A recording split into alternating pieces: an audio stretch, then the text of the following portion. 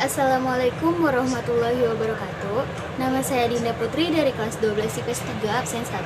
Di sini saya akan menceritakan tentang biografi Franz Kaysepo serta perannya dalam memperjuangkan kemerdekaan Republik Indonesia. Franz Kaysepo lahir di Biak, Papua pada hari Senin tanggal 10 Oktober 1921, berkeluarga negaraan Indonesia dan berprofesi sebagai pahlawan nasional. Ia memiliki istri bernama Antomina Arwa. Beliau adalah pahlawan Republik Indonesia. Gubernur keempat Papua ini mengusulkan nama Irian yang berarti daerah yang panas dalam bahasa Biak dan keikutsertaannya dalam konferensi Melino pada tahun 1946 yang membahas pembentukan Republik Indonesia Serikat. Sejak muda, Kaysepo telah dikenal sebagai aktivis gerakan kemerdekaan Republik Irian ketika pemerintahan Belanda menangkap silas Papare, pendiri Partai Kemerdekaan Irian PKI, bersama beberapa aktivis pro-republik. Setelah mengibarkan bendera merah putih pada tanggal 17 Agustus 1945, Kaysepo dan Arik memutuskan untuk meneruskan perjuangan rekan mereka menyatukan wilayah Irian ke Pangkuan Indonesia. Terkenal dengan sikap anti Belanda yang kuat, Franz Kaysepo bahkan menyuruh anaknya Markus Kaysepo untuk mengganti nama papan sekolah yang tadinya bertuliskan Bestur School menjadi Irian Bestur School. Bagi mantan anggota hakim tertinggi DPA ini, nama Irian mencerminkan sikap hidup dan semangat persatuan untuk menolak kehadiran Belanda yang berusaha kembali pasca proklamasi kemerdekaan Republik Indonesia. Sejarah juga mencatat 3 hari sebelum proklamasi pada tanggal 14 Agustus 1945, Franz Kaysepo bersama beberapa rekan seperjuangannya memperdengarkan lagu kebangsaan Indonesia Raya di kampung halaman Harapan Jayapura. Beberapa hari sesudah proklamasi kemerdekaan Indonesia pada tanggal 31 Agustus 1945, Franz Kaysepo bersama rekan-rekan seperjuangannya melaksanakan upacara pengibaran bendera merah putih dan nyanyian lagu kebangsaan. Franz Kaysepo pernah mendapatkan hukuman penjara 5 tahun karena beliau memimpin pemberontakan melawan Belanda di Biak.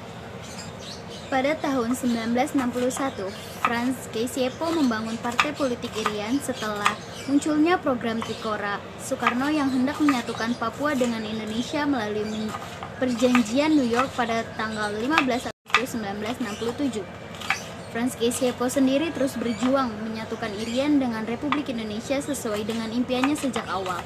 Pada tahun 1969, impian ini terbayar dengan masuknya Irian sebagai provinsi paling muda di Indonesia saat itu.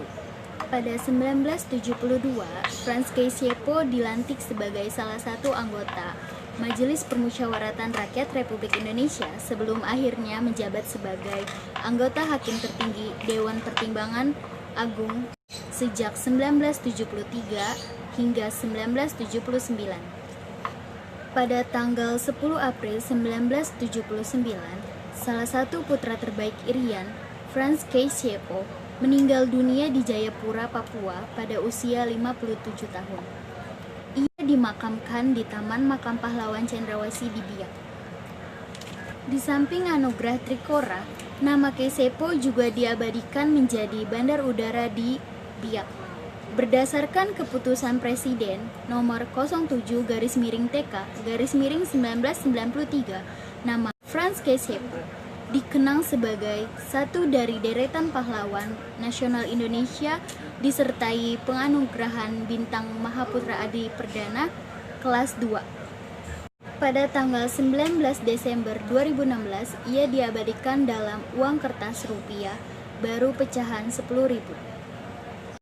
Putri Franz Kaysepo, yaitu Suzana Kaysepo, berharap sikap dan jiwa kepahlawanan ayahnya bisa diteladani oleh para generasi muda Papua dalam mengisi pembangunan, mengingat keyakinan sang ayah pada semboyan bersatu kita teguh, bercerai kita runtuh. Franz Kaysepo pernah bersekolah di sekolah rakyat pada 1928 sampai 1931 dan LVPS Korido pada 1931 sampai 1934, Sekolah Guru Normalis Manokwari pada 1934 sampai 1936, Bestur Kurs pada Maret sampai Agustus tahun 1945, Bestur School atau Pamong Praja pada 1952 sampai 1954. Karir Franz Kessié-Pok sebagai pahlawan nasional, pendiri Partai Indonesia Merdeka atau PIM pada tahun 1946, menjadi anggota delegasi Republik Indonesia Konferensi Marino di Sulawesi Utara pada tahun 1946, menjadi anggota kepemimpinan Hakim Tertinggi Dewan Pertimbangan Agung Republik Indonesia pada tahun 1972, menjadi Gubernur Papua pada 1964 sampai 1973. Sekian video storytelling dari saya. Semoga apa yang telah diperjuangkan oleh para pahlawan terdahulu menjadi pembelajaran bagi kita untuk terus berkembang dan maju demi bangsa Indonesia ini.